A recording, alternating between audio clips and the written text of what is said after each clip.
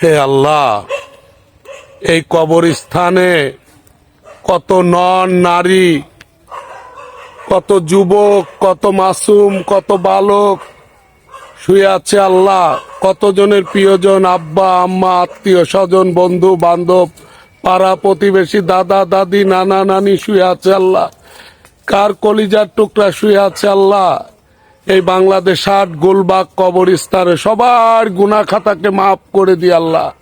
জান্নাতের উচ্চ মাকাম তুমি দান করি আল্লাহ। এই যে মাসুম বাচ্চারা, হাফেজ, এরা এসেছিল আমার কাকিমার দোয়া করার জন্য। আল্লাহ তাআলা তুমি তাদের দোয়া কবুল করে নিয়ে কাকিমাকে জান্নাতের উচ্চ মাকাম দান করি আল্লাহ। আমাদের ইঞ্জিনিয়ার আবুল কাশেম সাহেবের সহধর্মিনী আমাদের প্রিয় কাকিমাকে আল্লাহ আল্লাহ তুমি মাফ করে দিও এবং কাকাকে সুস্থ রাখো আল্লাহ। এই যে আমার কাকাকে সুস্থ রাখো আল্লাহ।